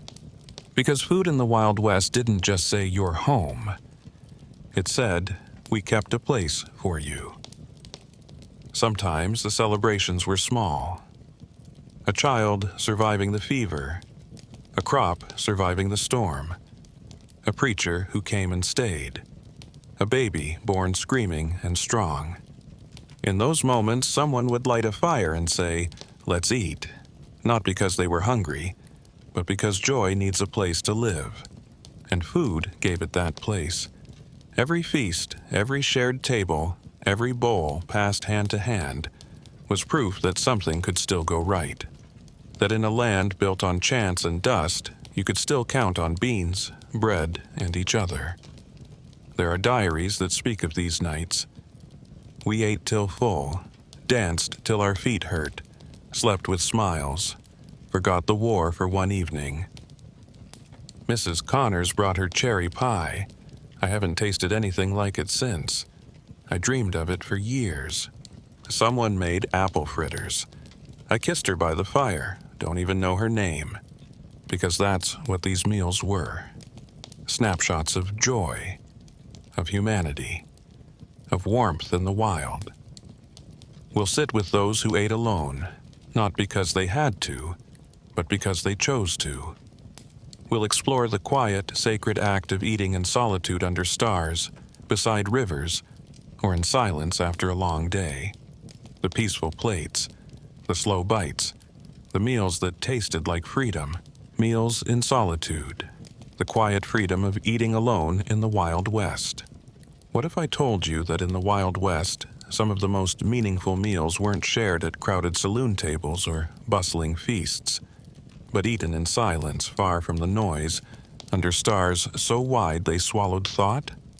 That some men and women didn't eat alone out of loneliness but by choice, because solitude fed a part of the soul that nothing else could? In a land ruled by noise, guns, cattle, and boots, stillness was rare. So when it came, and when food came with it, it felt sacred. Let's begin with a cowboy on the trail. He's been riding all day, dust in his teeth, sun on his back. The cattle have settled. The stars are just starting to spark across the sky, pale pinpricks in the velvet dark. He's built a small fire, not big enough to attract attention, just enough to warm a tin of beans. He doesn't speak, there's no one to speak to, but he smiles as the scent rises. He eats straight from the can, a spoon scraped clean. The fire cracks. The only other sound is the slow chewing of a man who worked for every bite. This isn't misery, it's clarity. A meal earned alone is a kind of prayer. There are no tablecloths, no music, no one asking questions. Just a man, some beans, the stars. That's how he likes it. Outlaws, too, found their peace in solitude, even if it didn't last. After a long ride, after a score, or after losing too many men, a lone rider might find a patch of tall grass, a stream, and a stump to sit on. He'd boil coffee, roast meat over a branch, and eat without looking over his shoulder for the first time in days. For one moment, he wasn't a wanted man. He was just hungry, tired, and glad for the silence. And there were women, strong, self-sufficient, fiercely private, who found power in eating alone. A schoolteacher at her desk, long after the children had gone home, unwrapping a biscuit from cloth and spreading it with jam she made herself. She chews slowly, reads by lantern light, sips tea made from wild herbs. There's no need to rush. No one is coming. And in the stillness, she tastes her own life, quiet, simple, and hers. A widow on her porch, a midwife in a barn, a traveling performer behind a tent flap. All of them knowing the comfort of a meal with no audience, no pressure, just nourishment and air. In a place where so much was shared, land, hardship, rooms, sorrow, solitude was a luxury. And food eaten in solitude became more than food. It became a small rebellion, a chance to remember who you were. There's something deeply human about eating alone in nature. The way firelight dances on your tin plate. The way wind smells of sage and dust. The way your own chewing becomes the only sound in a world gone still. Out there, a crust of bread feels sacred. A slice of jerky, dipped in coffee, becomes a delicacy. You savor every bite, not because it's fancy, but because it's yours. Even the poorest among them, a trapper, a peddler, a traveler too broke to stop at a saloon, found moments of unexpected grace in solitary meals. A rabbit caught in a snare, roasted over flame, no salt, no pepper, just fire and flesh. But the way it filled the belly, slowly, steadily, made the silence feel like a friend. And the stars above? They blinked in approval. You weren't alone, not really. The land was with you. The sky was listening.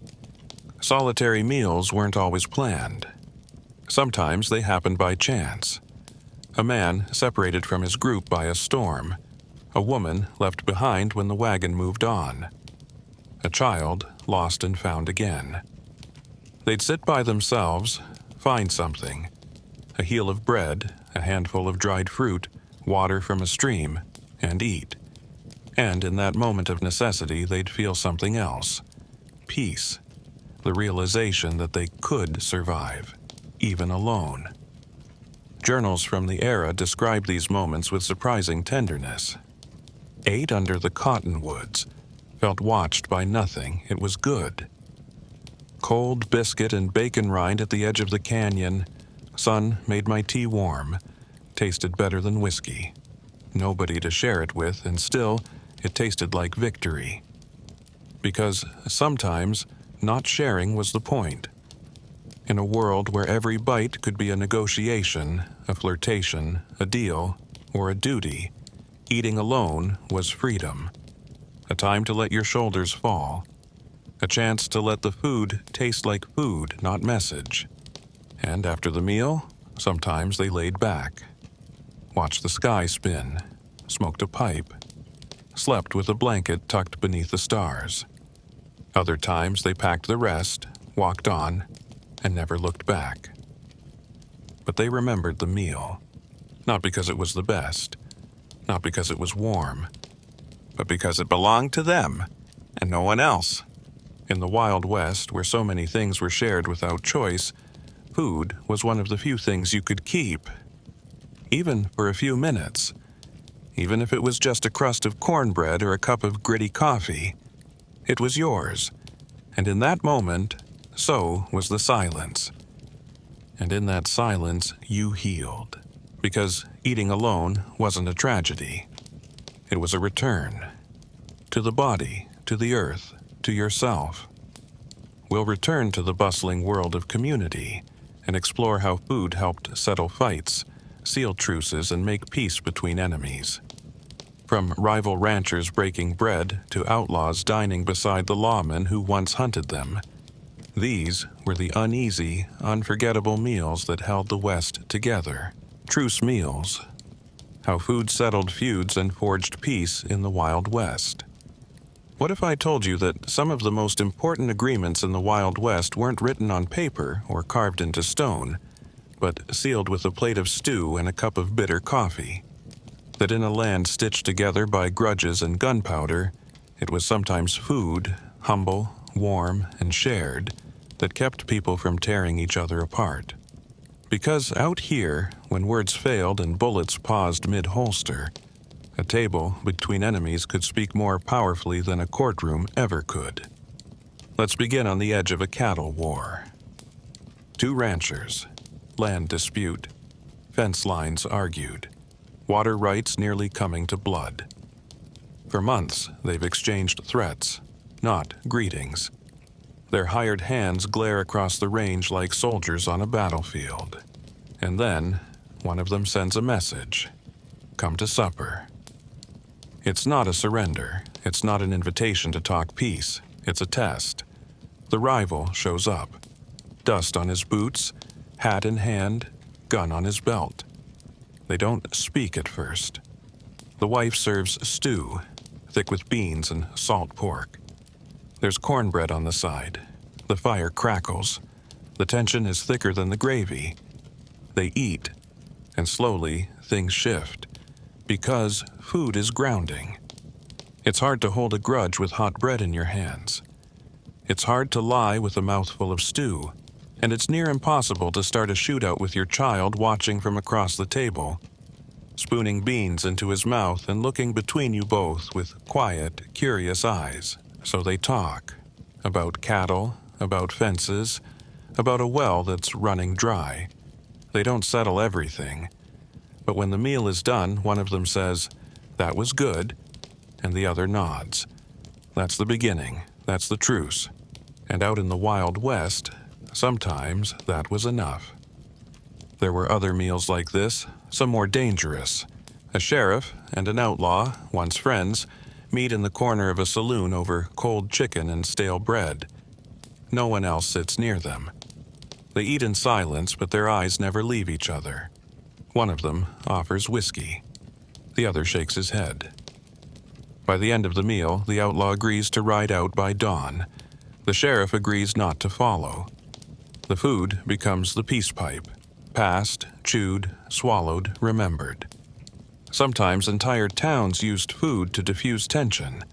After a rough election, with bruised egos and hot tempers, a town council might organize a barbecue, a whole pig, kettles of beans, sweet cider and sour lemonade.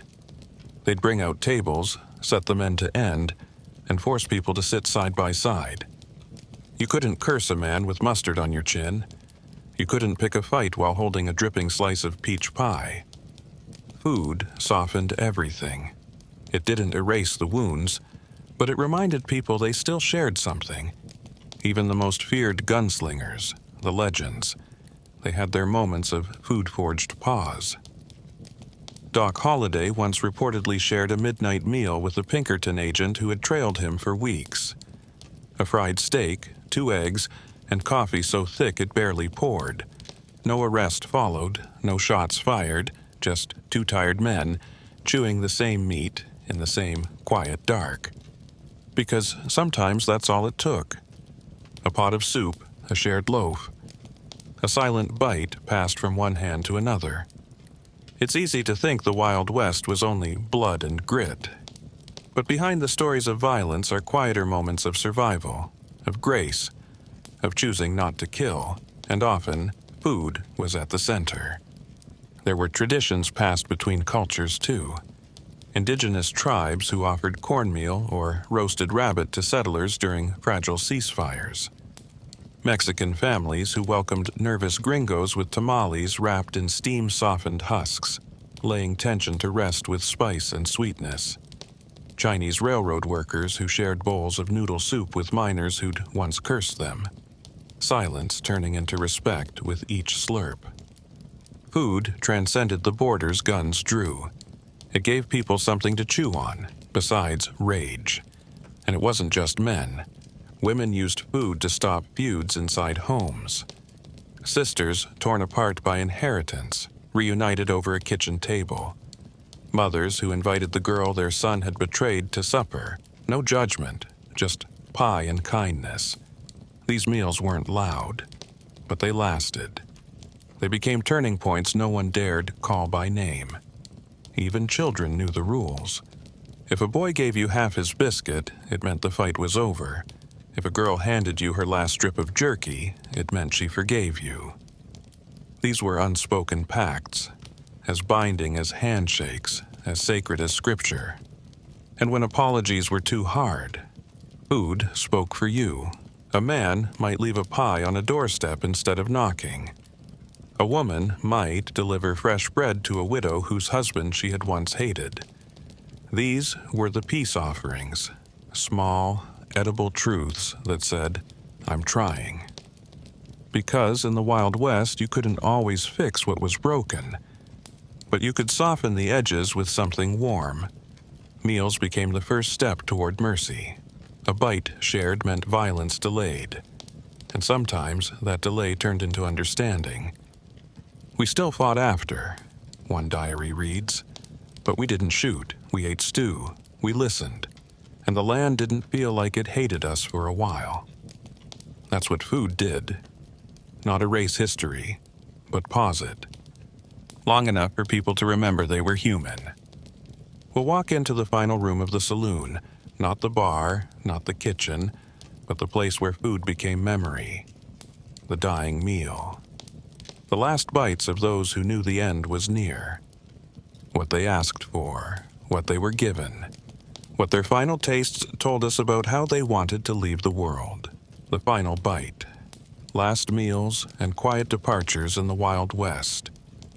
What if I told you that the last thing many people tasted in the Wild West wasn't blood or whiskey, but bread or beans? That in a land where death came quick and often unannounced, a surprising number of people were given, or made, one final meal before stepping off the map of the living. Because out here, the end wasn't always sudden. Sometimes it came slowly. Sometimes you saw it coming. And when you did, the question wasn't, will I live? But, what will I taste before I go? Let's start in a prison. A small, stone-walled cell near the edge of a frontier town. The man inside has been sentenced to hang at dawn. He's known it for weeks. The sheriff knocks gently on the bars and asks the same question he asks every condemned man. What do you want for your last meal? The answers vary. Some ask for steak, rare and thick, dripping with juice. Some ask for simple beans and cornbread, like their mother used to make. Others don't ask for food at all. They ask for silence, or coffee, or a cigar. One man asked for sardines on crackers and ate them with trembling hands, saying nothing. When asked why, he said, "That's what I had the day I met her." Sometimes it's not a prisoner. Sometimes it's a dying homesteader. An old woman in a rocking chair, knowing her breath is almost gone, asks for apple pie, even if the apples are dried and the sugar's low. Her daughter bakes it with shaking hands. It's not pretty. The crust cracks. But when it's served, warm and steaming, the old woman smiles and says, "This will do." Then she eats half, closes her eyes, and never wakes. That's how it happened, more often than you'd think. Not with screams or gunfire, but with slow chewing and the faint smell of cinnamon. In mining towns, men buried in cave-ins were sometimes rescued too late, still breathing, but too far gone. A few lived just long enough to eat one more thing. One miner, pulled out after 3 days, asked for broth. Just broth. He sipped it from a tin cup, said thank you, and passed before the second swallow. Another asked for whiskey and jerky. He took one bite, spat it out, laughed, and said, "Still tough as hell," before slipping away. It mattered, the last bite, even if it was small, even if it was bitter. Travelers who fell ill on the trail, a boy with fever, a mother in childbirth, an old man coughing blood, were often given the best a camp could spare.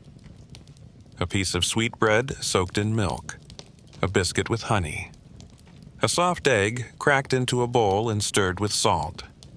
These weren't just meals, they were offerings. One last kindness, one last comfort.